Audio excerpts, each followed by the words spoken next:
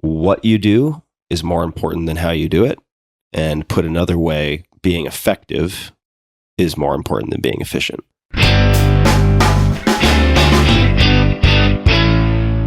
One of the things you talk about in the 4-Hour Workweek is in elimination, you talk about, I don't like productivity.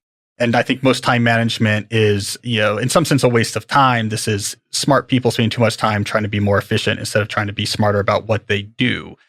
And I recently did this big piece for the New Yorker it was called The Rise and Fall of Getting Things Done. And it was about the rise of the productivity prawn movement, which was this movement that felt like with the right high-tech tools and scripts and database-backed applications, you could basically make work, you could tame all your work and it would be easy. An interesting thing about that timeline is that movement picked up all of its speed in the 3 or 4 years before the 4-Hour Workweek came out. And around the time the 4-Hour Workweek came out, one of the main organs of that, which was Merlin Mann's 43 Folders blog, which was a really important thing at the time. Oh, it's hugely influential. Yeah. Basically, not shut down, but it redirected away from, this isn't going to work. That's kind of the point of this article, is it followed Merlin's story, but it was like, okay, we're not going to solve work by just having Quicksilver scripts and KGTD. Like, actually, we need to rethink work.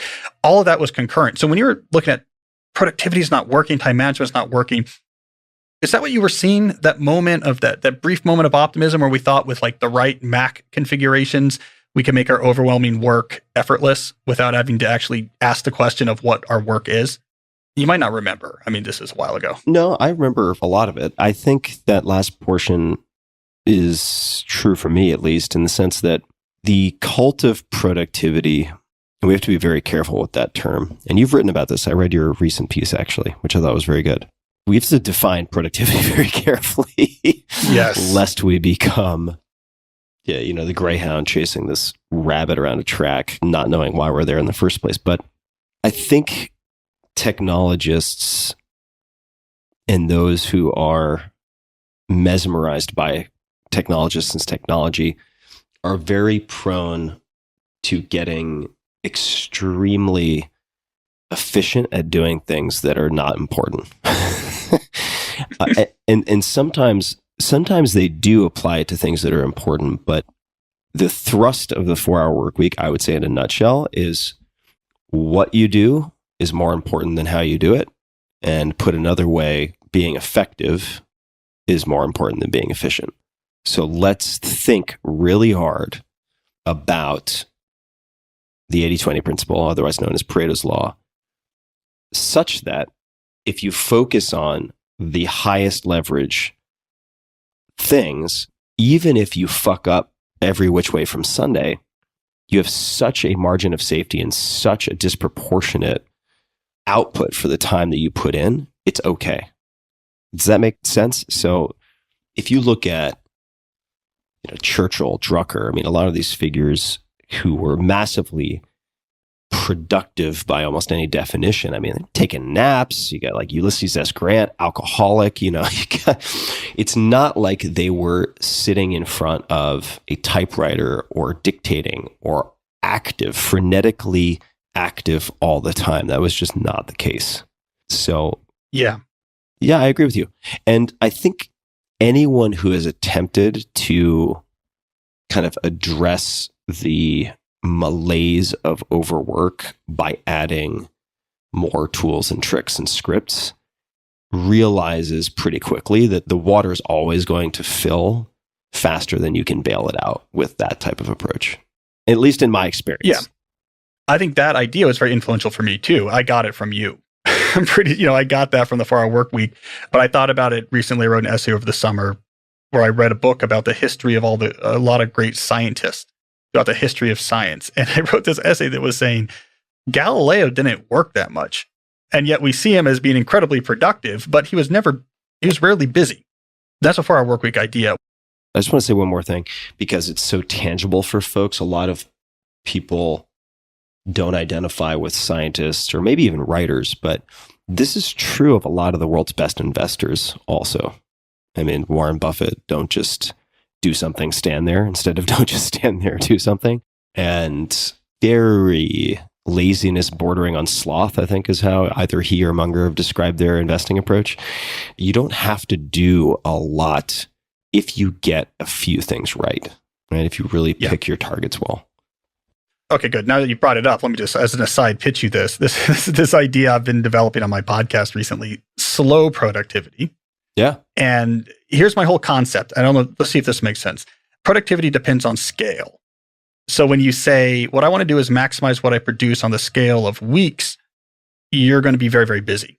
Let's get things moving. Emails going back and forth. I'm jumping on calls or what have you. But if you change the scale to years, like I want to maximize what I produce over the next 5 years to be as impressive as possible. It's like a completely different game, because now it's like I want to produce 3 great things in the next 5 years, which means your Wednesday you might do nothing, right? It's like scale. So this is my new thing. Maybe scale. The scale at which you're talking about producing changes the rhythm of what your everyday feels like. But this is all aspirational for me because I have too much going on.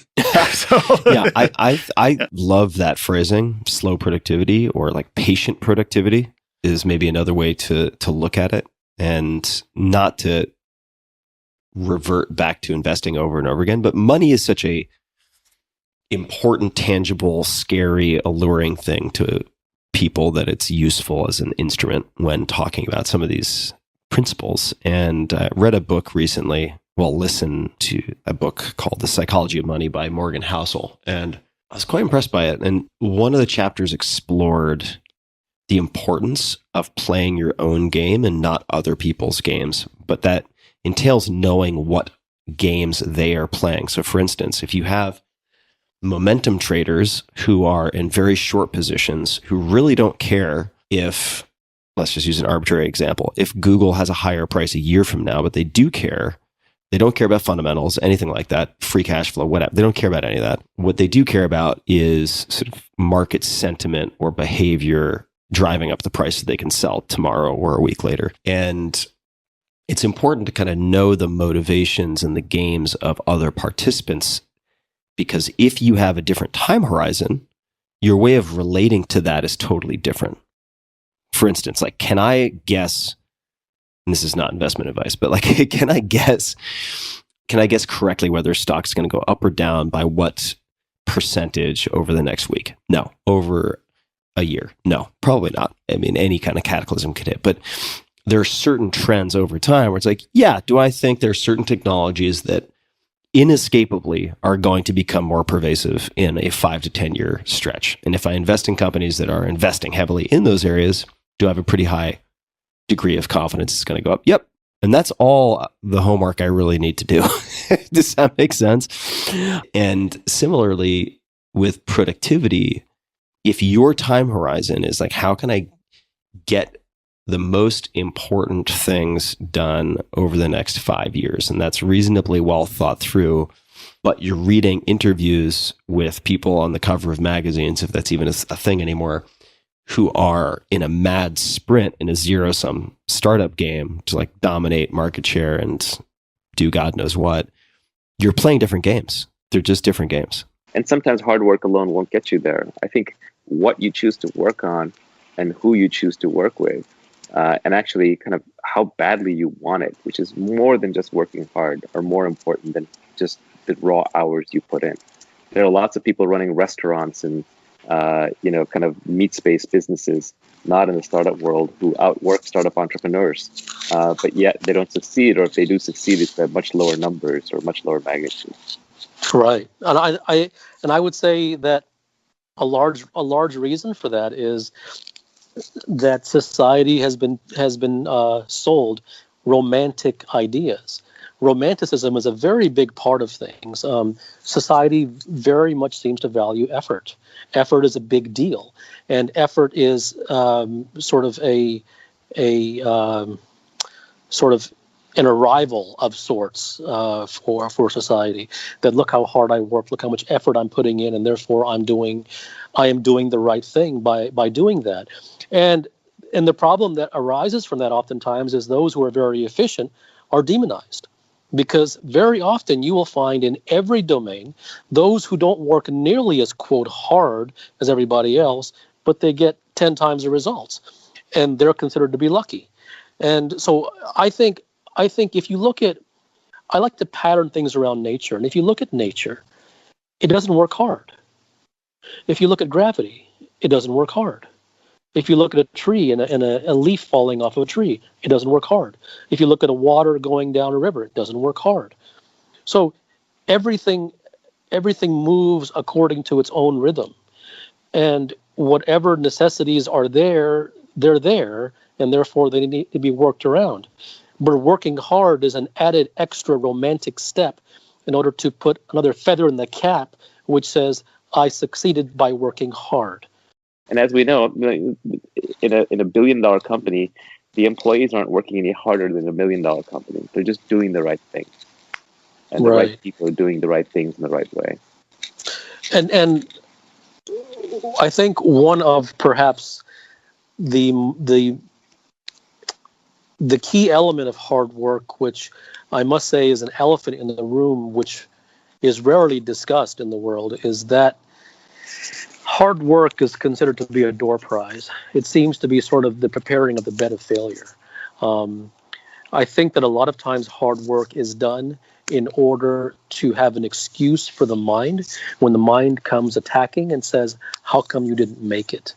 And if a person is armed with the ammunition that I have worked hard, then he has an answer for the mind. Whereas if he just sat on the couch and did nothing, he would not have that ammunition. So many times people do hard work in order to have an answer for the mind because they know they're going to fail anyways. And externally, if I'm an investor in a company that fails, if the entrepreneur worked hard, that feels more forgivable socially than someone who's just like, oh, I tried it, I took a shot, the market didn't want it, I gave up quickly. I used to have an engineer who worked for me who was absolutely brilliant, and he would create great products, and he would work an hour, 2 hours a day, and then he would very blatantly sit around watching cricket matches or playing Counter-Strike, which was this online game, while all the other people in the office were looking at him. And he just looked really lazy. And people complained to me about him all day long, but he added tons of value by creating the right product, the right way, at the right time. So he could get away with it. And he didn't have this pretense of sitting around the water cooler and talking or going to meetings. He didn't want to waste time on those things. He was basically either enjoying himself or he was working on what he thought was effective.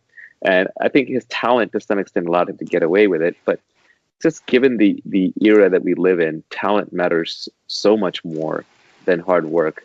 And he would exemplify that.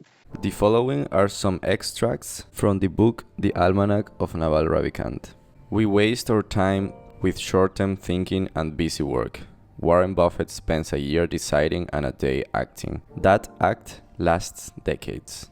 It's actually really important to have empty space. If you don't have a day or two every week in your calendar where you're not always in meetings and you're not always busy, then you're not going to be able to think. You're not going to be able to have good ideas for your business. You're not going to be able to make good judgments. I also encourage taking at least 1 day a week, preferably 2, because if you budget 2, you will end up with 1, where you just have time to think. It's only after you are bored you have the great ideas. It's never going to be when you're stressed or busy, running around or rushed. Make the time. Would you like to get access to the finest nuggets from the best non-fiction books out there? If you do, you should check out Shortform. For disclosure, Shortform is not sponsoring this video, but there is an affiliate link in the video description. Why am I promoting Shortform? Well, my purpose through this channel is to collect valuable insights from videos of people that I deeply admire. Now imagine if you can easily get the most valuable insights from the best non-fiction books. This is what you can find on Shortform. A curated selection of the best books, and for each book you can find a carefully crafted summary in which all the book's relevant ideas are analyzed. This is why I absolutely love to read on Shortform and would recommend it to anyone. As Charlie Munger argues, to have a good and successful life, you have to create a mental model from all the big ideas, from all the big disciplines. And Shortform can be extremely helpful for this matter, as it literally extracts all the big ideas from the best non-fiction books, helping you to create this mental model in a faster and more efficient way. And with these valuable ideas becoming second nature to us over time, I think we will be able to build our best lives by standing on the shoulders of giants, as Sir Isaac Newton would put it. Now, the way I personally read on Shortform is to pick from my personal library any book that sparks my interest at that moment and start reading it. Typically, I will read sometimes in the morning after waking up, sometimes at night before going to sleep, and many times I will do a short read on the mobile phone app when, for instance, I'm in a restaurant alone waiting for the food or commuting somewhere. I created my personal library by quickly scanning through all the books on Shortform, and for any book to make it on my library, it has not only to interest me, but it also must fulfill at least one of two conditions. One is that I already know the author of the book from an interview in some podcast or any other source that I personally trust. And the other is that the book itself has been publicly recommended by people who I deeply admire. If you are interested in Shortform, you can visit my special link shortform.com/pickingnuggets or use the link in the description below to receive unlimited access for 5 days and a 20% discount on the annual subscription if you do choose to keep going after the end of your trial. Thanks for watching.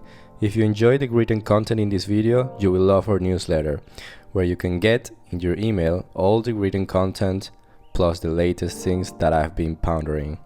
To subscribe, always for free, find the link below in the description.